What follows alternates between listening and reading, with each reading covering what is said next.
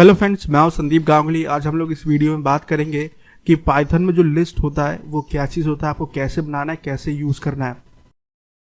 इस वीडियो में आगे कंटिन्यू करने से पहले ये जरूर चेक कर लीजिएगा आपने मेरे चैनल को सब्सक्राइब किया है या नहीं किया है। अगर आप मेरे चैनल को सब्सक्राइब कर लेंगे तो आपको जो है मेरे चैनल से जुड़े हर लेटेस्ट अपडेट जो आप तक पहुंच जाएंगे। और साथ ही में अगर आपको मेरा वीडियो पसंद आए तो लाइक और शेयर जरूर करिएगा। तो सबसे पहले हम लोग अपने यहाँ पे नया एक प्रोग्राम बनाएंगे। न्यू पर जाना है, पाइथन फाइल पे जाना है, इसका नाम रखेंगे 08_list। एंटर दबाना, ये बन गया। ऐड पे क्लिक करना है, ये हो गया। पाइथन में लिस्ट बनाने के लिए क्या करना होता है, सेम वही पहले जैसा काम को करना है। पहले एक वेरिएबल आप बनाएंगे। और लिस्ट आपको कब बनाना है, लिस्ट आपको तब बनाना है जब आपके पास कलेक्शन ऑफ डेटा हो जिसे आप सिर्फ एक वेरिएबल पे स्टोर करना चाहते हैं। और कलेक्शन ऑफ डेटा का मतलब क्या है, जैसे कि मैंने कहा कि आपको कई शहरों के नाम स्टोर करने एक वेरिएबल पर, तो उस केस में आप लिस्ट बनाएंगे। और अगर आप लोग इससे पहले किसी दूसरे प्रोग्रामिंग लैंग्वेज पे वर्क कर चुके तो वहां पर हम लोग कलेक्शन ऑफ डेटा को स्टोर करने के लिए एरे का यूज किया करते थे। उसी एरे को पाइथन में लिस्ट कहा जाता है। तो इसको बनाने का तरीका क्या होता है, जैसे कि मैंने यहाँ पे कहा सिटीज करके एक वेरिएबल बनाया और इसमें हम लोग कई शहरों का जो सिटी का नाम है वो डालेंगे। तो इसके लिए आपको सबसे पहले स्क्वायर ब्रैकेट लगाना होता है इस तरीके से, और इसके अंदर आपको वैल्यू लिखना होता है। वैल्यू जो लिखेंगे उसका जो डेटा टाइप होगा वो वही होगा जो कि मैं पहले आपको बता चुका हूँ, स्ट्रिंग के फॉर्म में, नंबर के फॉर्म में, फ्लोट, बूलियन, कुछ भी हो सकता है। तो मैंने कहा कि पहला जो शहर का नाम होगा मैंने इस तरीके से ये लिख दिया। फिर मैंने कहा कि दूसरा जो शहर होगा उसका नाम मैंने यहाँ पे लिख दिया, ये लिख दिया। फिर मैंने कहा मेरे पास जो तीसरा शहर होगा उसका नाम मैंने ये लिख दिया। फिर मैंने कहा मेरे पास अगर कोई और शहर है तो मैंने ये लिख दिया। तो इस तरीके से जो आपका लिस्ट बन गया, जितने वैल्यूज को आपको ऐड करना, आप कॉमा लगाइए, ऐड करते चले जाइए, ये आपका लिस्ट हो जाएगा। उसके बाद हम लोग प्रिंट का यूज करके जो ये सिटीज है उसे हम लोग आउटपुट में दिखाते हैं। तो मैंने सेलेक्ट कर लिया। प्रोग्राम को रन करना है तो रन पे जाएंगे और आपको रन पे क्लिक करना होगा, फाइल को सिलेक्ट करिएगा और आपका प्रोग्राम रन हो जाएगा। तो ये देखिए आपका लिस्ट आ गया। अब यहाँ पर अगर आप लिखेंगे टाइप वाला फंक्शन तो ये आपको बताएगा कि ये जो वेरिएबल है उसमें लिस्ट टाइप का डेटा मौजूद है। प्रोग्राम को रन करते हैं और ये देखिए लिस्ट आ गया। तो ये आप यहाँ पे देख सकते हैं। लिस्ट में जो आप आइटम ऐड करते हैं, जैसे कि आपने यहाँ पे पहला ये दिया, दूसरा ये दिया, तीसरा ये दिया, फिर ये दिया, तो जिस ऑर्डर में आप लिस्ट में वैल्यू ऐड करेंगे उसी ऑर्डर में आउटपुट आता है। लिस्ट जो होता है ये आपका म्यूटेबल होता है, यानी कि अगर एक बार लिस्ट बन गया और फिर अगर आप इसमें वैल्यू ऐड करना चाहें तो आप कर सकते हैं। तो इसको हम लोग कहते हैं म्यूटेबल होना, यानी कि जो बदल सकता है। तो ये मैं यहाँ पे कमेंट में लिख देता हूँ जिससे कि आपको याद रहेगा। तो मैंने कमेंट में लिख दिया कि लिस्ट इज म्यूटेबल लिखना, आपको इम्यूटेबल नहीं लिखना, म्यूटेबल। या फिर आप यहाँ पे ये भी लिख सकते हैं इक्वल टू चेंजेबल, ये आप लिख सकते हैं चेंजेबल। तो ये हो गया। तो ये लिस्ट आपका बन गया, चेंज हो गया और यहाँ पे आउटपुट में भी आ गया लिस्ट। ये प्रोग्राम को रन करते देखिए आ गया। अब जब एक बार लिस्ट बन गया, अगर आपको इसमें वापस बाद में वैल्यूज ऐड करना हो तो आप कैसे करेंगे। तो इसके लिए आप क्या कर सकते हैं कि आप लिख सकते हैं सिटीज लिखिए, डॉट लगाइए, आपको यहाँ पे लिखना होगा अपेंड करके एक फंक्शन होता है, आपको इसे कॉल करना होता है। और इसका मतलब ये होता है ऐड एट एंड, यानी कि जो लिस्ट ये आपका बना है इसके एंड में जाओ और वहां पे वैल्यू ऐड कर दो जो इस फंक्शन में पास की जा रही है। तो मैंने जैसे कि यहाँ पे कहा ये मैंने लिख दिया। और उसके बाद जब मैंने ये कर दिया तो फिर से मैंने प्रिंट किया और मैंने कहा कि जो सिटीज है उनकी वैल्यूज को आउटपुट में दिखाओ। तो प्रोग्राम को हम लोग यहाँ पे रन करेंगे और ये देखिए नया जो वैल्यू था वो ऐड हो गया। तो इस तरीके से आप कर सकते हैं। लिस्ट जैसे आपने यहाँ पे अपेंड किया, अब यहाँ पर आपको मान लीजिए लेंथ पता करना हो कि इसमें टोटल कितने आइटम्स है, तो आप यहाँ पे ये कर सकते हैं। ये आपने किया, ये हो गया, ये मैंने किया। तो ये देखिए टोटल इसमें 5 आइटम मौजूद है। तो ये भी आप काम कर सकते हैं। आप चाहे तो आप गिन लीजिए, ये 1 हो गया, 2, 3, 4 और ये 5वां आइटम हो गया, तो टोटल 5 आ गया। लिस्ट में भी जो है आप इंडेक्सिंग का काम कर सकते हैं। और यहाँ पे जो इंडेक्स वैल्यू होता है वो पहले आइटम का होता है 0, फिर 1, फिर 2, फिर 3 और फिर ऐसे ही चलता रहता है। तो मान लीजिए अगर मुझे लिस्ट में से केवल एक ही वैल्यू को एक्सेस करना है जो कि मान लीजिए मैंने कहा तीसरे नंबर पे मौजूद है, तो इसका जो इंडेक्स वैल्यू होगा वो आप दे दीजिए। तो मैंने कहा यहाँ पे इसका होगा 2।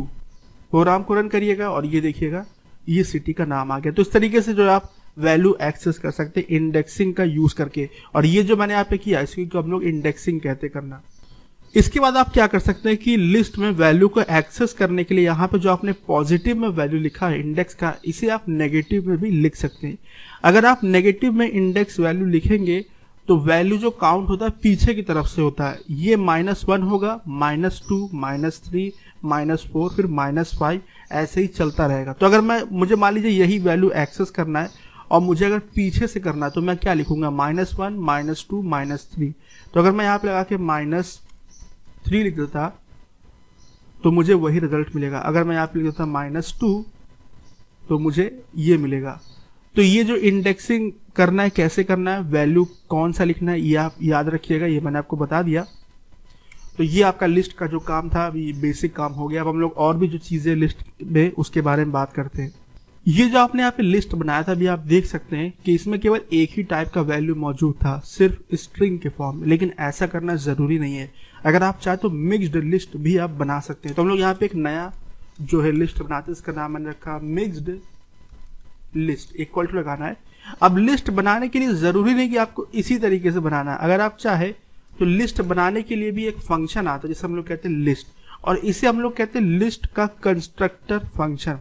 तो इसका आप यूज कर सकते हैं। और इसके अंदर जो क्या करना होगा, आपको स्क्वायर ब्रैकेट में इस तरीके से वैल्यू पास कर देना होगा। तो हम लोग यहाँ पे मिक्स्ड टाइप का लिस्ट बना रहे, तो हम लोग क्या करेंगे, मैंने कहा कि इसमें ये डाल दिया, यहाँ पर ये लिख दिया, यहाँ पर मैंने ये लिख दिया, ये मैंने लिख दिया, कॉमा लगाया, यहाँ पे मैंने ट्रू डाल दिया, कॉमा लगाया, यहाँ पर मैंने फिर से स्ट्रिंग डाल दिया, कॉमा लगाया, यहाँ पर मैंने फॉल्स डाल दिया।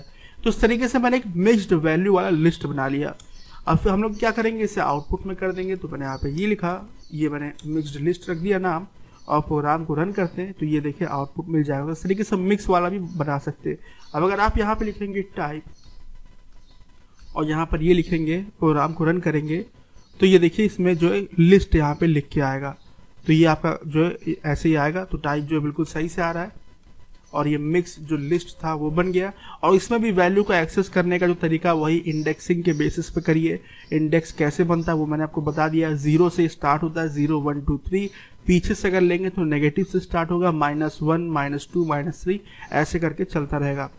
तो मिक्स जो है लिस्ट हो गया। और यहाँ पर मैं आपको एक चीज और बता दूं, लिस्ट में जो है आप चाहे तो डुप्लीकेट वैल्यूज रख सकते हैं, उससे कोई भी एरर जो है वो जनरेट नहीं होता। तो ये काम भी आप कर सकते हैं। जैसे कि अगर मेरे पास ये था, मैं इसी अगर वैल्यू को यहाँ पे दोबारा से रिपीट कर देता तो उससे कोई एरर नहीं जनरेट होगा, मुझे वही सेम रिजल्ट जो आउटपुट में मिलेगा। ये आप देख सकते हैं सेम रिजल्ट मिल रहा है। दो बार यहाँ पे आ गया। तो डुप्लीकेट वैल्यूज हो सकती है। और बाकी कैसे करना है वो हो गया। अब यहाँ पर भी आप इन वाला जो चीज है वो आप कर सकते हो। जैसे कि अगर मैं यहाँ पे लिखता, क्या जो ये है, ये मैंने लिख दिया, ये क्या है इसमें सिटीज के अंदर।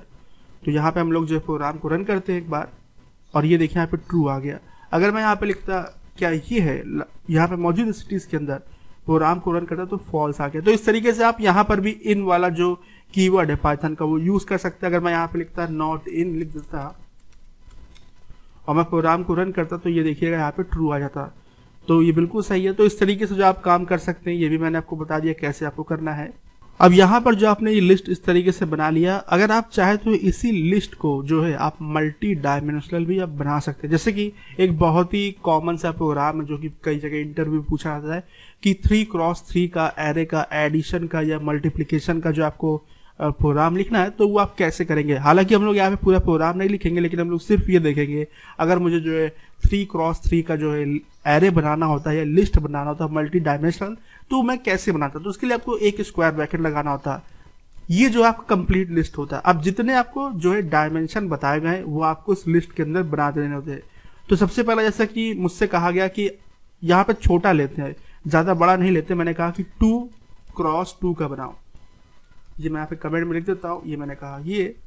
तो मैं क्या करूंगा, सबसे पहला एक मैं यहाँ पे ये बना लूंगा। ये मैं थोड़ा सा एंटर दबा देता हूँ, इसको मैं ज्यादा क्लियर कर देता हूँ। ये मैंने यहाँ पे ये दबा दिया, ये मैंने कर दिया।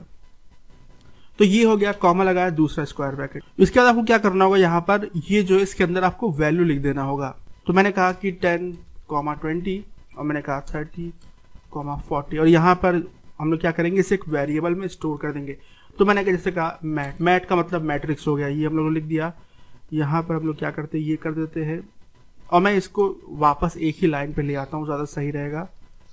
तो ये मैं यहाँ पे ले आता हूँ ये, अब यहाँ पे हम लोग जो है प्रिंट करते हैं, ये मैंने प्रिंट किया तो मैंने यहाँ पे ये लिख दिया मैट्रिक्स, और जो है प्रोग्राम को रन करते हैं तो ये देखिए आपका जो 2x2 का जो आपका मैट्रिक्स था या एरे था वो देखिए आपका बन गया इस तरीके से।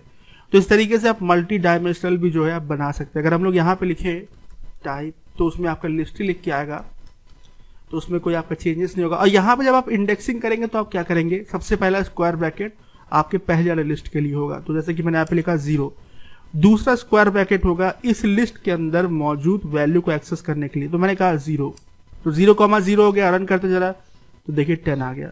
अब यहाँ पे अगर मैं 0,1 कर दूं तो क्या आएगा, देखिएगा 20 आ जाएगा।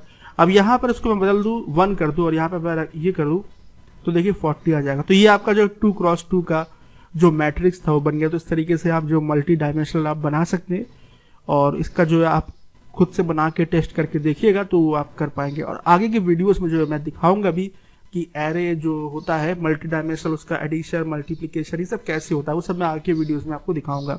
अब यहाँ पर मैं आपको एक चीज और बता दूं कि जब आपने लिस्ट वाला कंस्ट्रक्टर फंक्शन यूज किया था आपने यहाँ पे स्क्वायर ब्रैकेट लगाया था, लेकिन अगर आप चाहे तो यहाँ पे इस तरीके से पैरेंथेसिस भी लगा सकते हैं, उससे भी जो सेम रिजल्ट आपको मिलेगा। तो ये मैंने सेम रिजल्ट यहाँ पे रख दिया, यहाँ पे प्रोग्राम को रन करते हैं, वही देखिए सेम रिजल्ट आपको मिलेगा, कहीं कोई एरर नहीं आएगा। तो ये काम भी आप कर सकते हैं।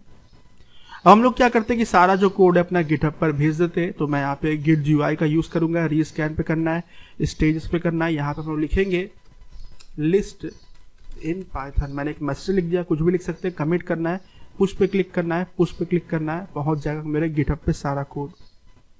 इस वीडियो से जुड़ा कोई भी डाउट हो तो आप कमेंट सेक्शन में लिख सकते हैं, और अगर आप चाहे तो मुझे अपने डाउट्स ईमेल पर भी भेज सकते हैं। ईमेल जो आपको वीडियो के साइड में लिखा हुआ दिखाई दे रहा होगा। और अगर आपने मेरा चैनल अभी तक सब्सक्राइब नहीं किया तो कर लीजिएगा, जिससे कि सारे फ्यूचर अपडेट्स आप तक पहुंचते रहे। और अगर ये वीडियो पसंद आया हो तो लाइक और शेयर जरूर करिएगा, और ये वीडियो देखने के लिए आपका धन्यवाद।